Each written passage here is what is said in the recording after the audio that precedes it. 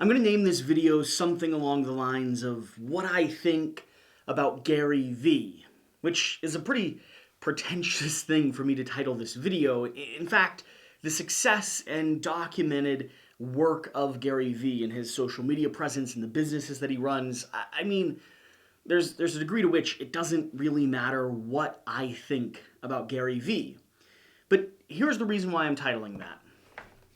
Today, Thursdays, are going to hopefully be our nonfiction book club, and for a while now, I have been intending to bring jab, jab, jab, right hook to the channel here. In fact, a few of the members of the channel have already purchased this. I assume they've already finished it because, like I said in an earlier video, I burnt out for about a month, and we're just now getting picked up.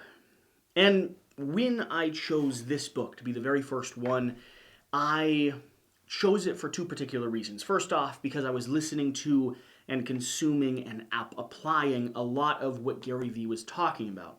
And second off, because a lot of the people that are watching are going to be people who are working on learning how to tell their story on social media, and it's something that I'm still figuring out, but it's something that I feel like I do probably better than average when it comes to people interacting in an online space. And this book will not only help refine my own approach, but the theory of it, the idea behind it, should help you also cultivate and create and get prepared to not only set up an audience, but also, when the time is right, to use a right hook, right? Hit them with the 1-2 punch.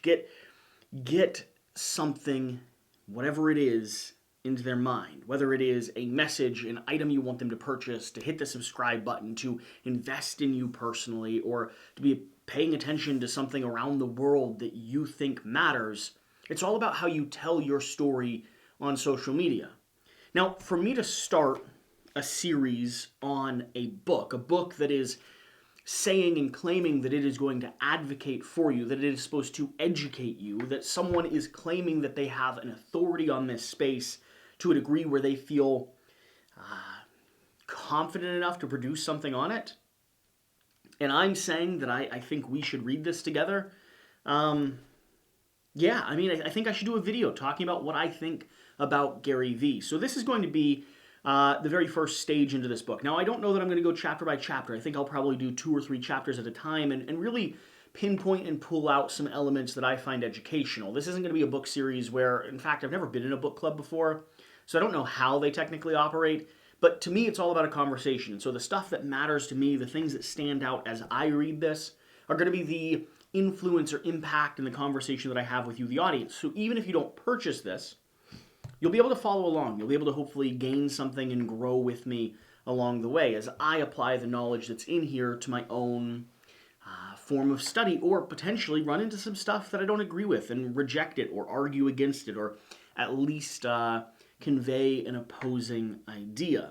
Now again, what do I think of Gary Vee? I've been familiar with Gary Vee ever since I first saw him appear on Philip DeFranco's show, back when they were doing daily vlogs or office vlogs, and he literally has a camera crew that follows him around from behind the back. He still does that to this very day, and DeFranco was talking about how he really wanted to copy that approach, and he never has to this point, as far as I'm aware. Philip DeFranco, if you're not familiar, is a news media and social media personality. Watched a lot of him as a brand new YouTuber. He sort of grew up on this place. I'd say he's probably one of the grandfathers of the news segment style. Gary Vee, from what I know about his own story, is a self-made millionaire. He didn't inherit. He took command of and worked for his father's liquor store until he was about 35 years old.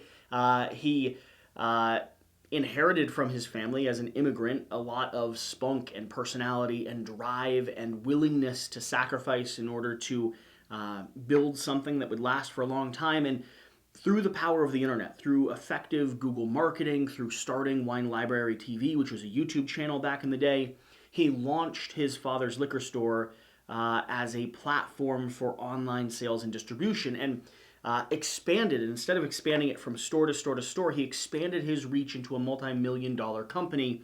And then when he decided to leave his father's liquor store, I believe he left all of that behind. It was his dad's business that he was building, and so he didn't walk away with millions. He didn't get a buyout. He was just an employee, granted a very invested and passionate one, who was testing out and putting all of his ideas and skills in the marketplace to see if they would execute. When he left, he started VaynerMedia, which is a company designed around two elements. First off, they do consulting and advisory work, launching brands and celebrities and stars into kind of social media fame. He specializes in strategic marketing, in the jab, jab, jab, right hook mentality, the idea of building personal relationships with your audience, and then when it is time to sell them something, wait as long as possible and then do so.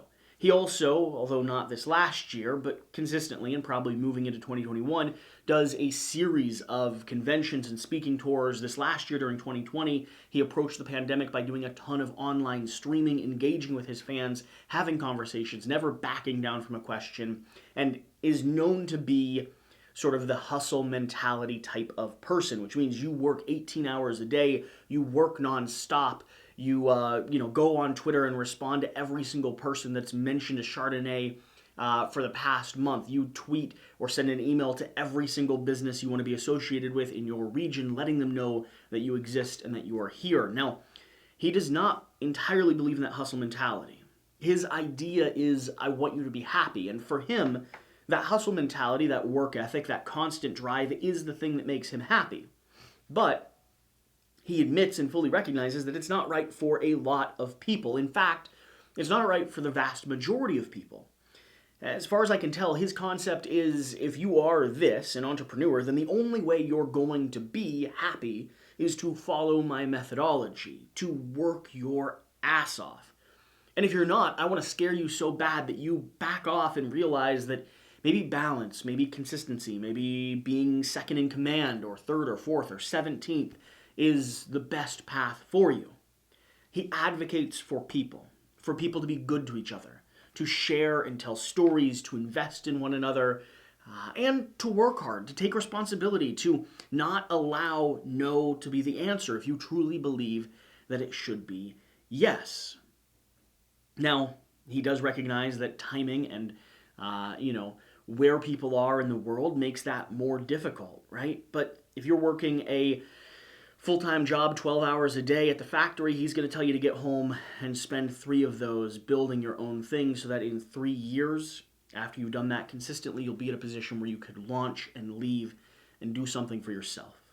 He's not about taking unmediated risk. Instead, he's about investing and figuring out what it's going to take to achieve what you want, which ultimately, in his mind, should be happiness.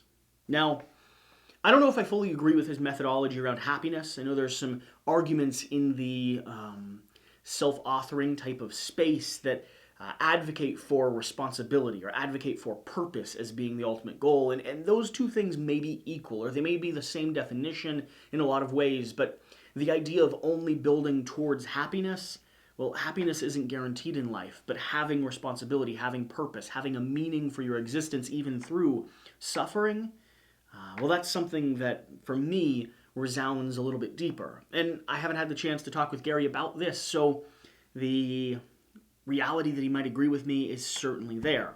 Now, what do I think about him today? Why do I consume some of his media? Why am I reading his book? I think he's been right about a lot of things. I think he's been right about the social media world, the way that you should communicate. You can see through how he's interacted with his employees, staff, fans, and the companies that he's invested in and he's ran.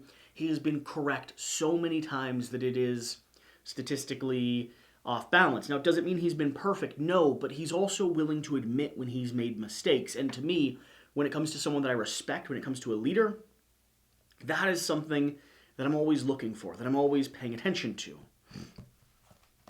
And so I consume, now granted, at the moment, I'm consuming less and less of his content as my needs ebb and flow, but I consume a lot of content from Gary Vee. I can consume his, daily V when it's going. I consume some of his web speeches, some of his main speeches, and I trust his judgment when he tells you when to and how to interact with a social media platform. Now, I have not executed on all of those as effectively as I should have.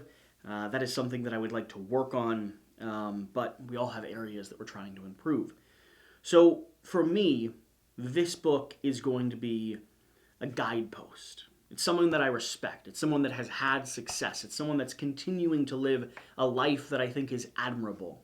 And while the hustle mentality may not be 100% right for you, knowing how to tell your story and do so in a digital presence is something that he excels at.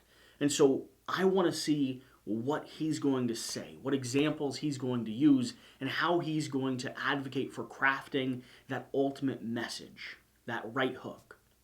So let's get into this. Jab, jab, jab, right hook. I've read the introduction and I've read the first few chapters, but this is going to be all about this introduction. And when I was going to college, the English teacher always advocated for me to start at the very beginning. So we have a nice set of boxing gloves there. He dedicates it to his 2 children and to his wife. Said that brought a knockout punch of love to my life that I didn't know existed. I like that concept because he's separating the idea that at the end of the day, this whole book is still leading back to family. The source of his gratitude, the source of his happiness. And a lot of his speeches, you'll hear him talk about when things go wrong at work, he asks himself the question, are the 3 or 8 people that I really care about okay? And if they are, that's awesome. And if they aren't, none of this matters anyway. He lists a few acknowledgments. I went through that, even acknowledged some of his ownership. Now, this book was published back in the day. I believe it was 2010, 2012 when it first came out. I could check that in the front, so I'm not just giving you random information, I believe. Well, possibly. Possibly I could look like a fool. Published in 2013. So this book is a little bit older. Now, the introduction, though, sets up why this book may still be valuable today. In 2013, he thought that the platforms he was writing about, Facebook, Instagram, Twitter, had about 5 years of life left in them at least.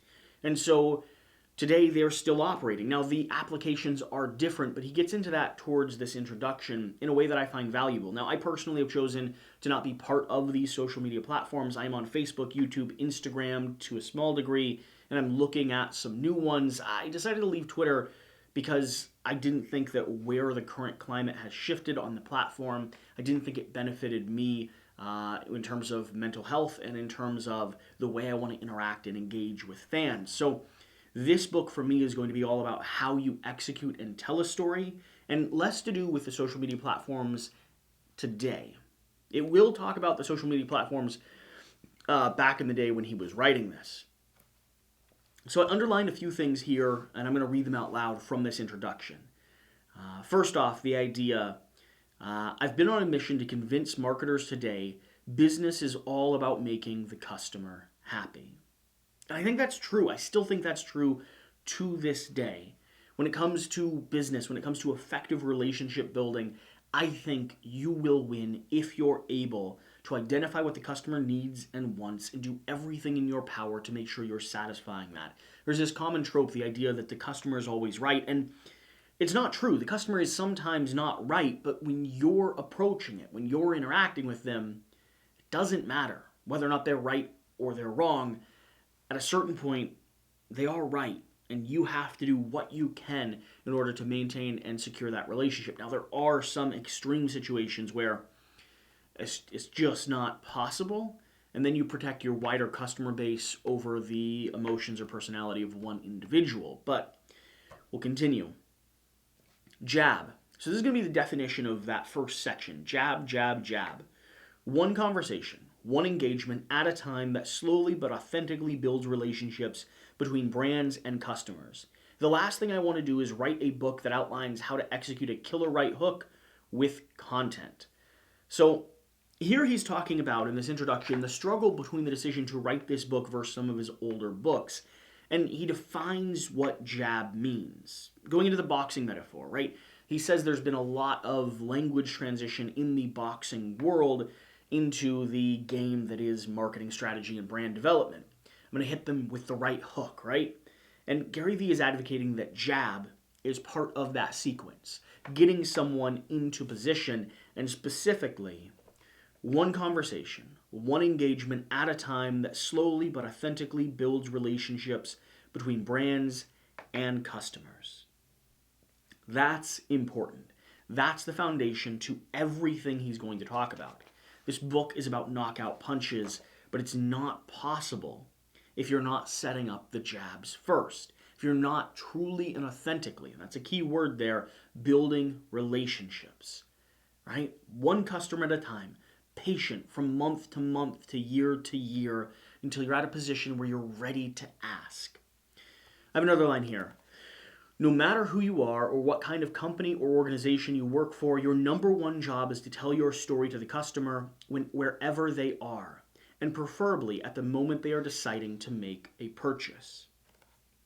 Re-emphasizing storytelling, re-emphasizing being honest. For me, storytelling is all about not only your narrative and whatever spin you have on that, but also to some degree, storytelling to me is about being genuine, being human, connecting with people.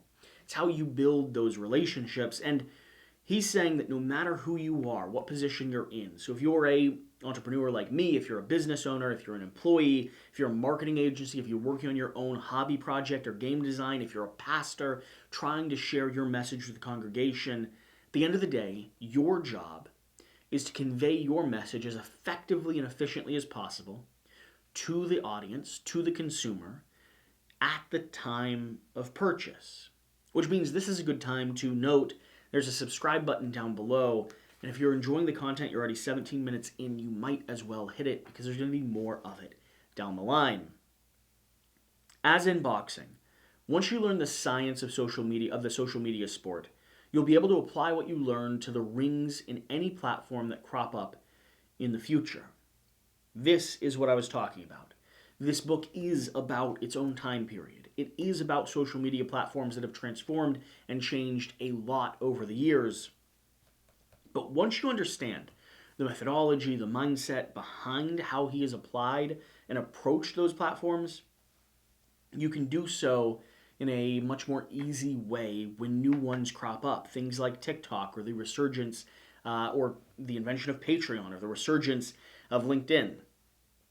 Those are going to be platforms that have recently invented themselves and risen to social media dominance. And this book, as far as I can tell so far, is going to give us a guide path, a historical document for how companies and individuals have executed on social media platforms of the past and how we might be able to take those lessons into the future. Why do you learn history, right? So you don't make the mistakes or repeat the mistakes of the past. And then finally, the last thing I have underlined here in the introduction, and then I'll continue digging into this and bring back probably chapters 1 through 3 next Thursday. The incredible brand awareness and bottom line profits achievable through social media marketing require hustle, heart, sincerity, constant engagement, long-term commitment, and most of all, artful and strategic storytelling. Don't ever forget it, no matter what you learn here. And then he has a little addendum that says, please, which I thought was very adorable. This might be the most important line of this introduction, potentially one of the most important lines of the book. This is the message that Gary, no matter what you learn in here, wants for you to remember and keep in mind as you're progressing through this. The incredible brand awareness and bottom line profits achievable through social media.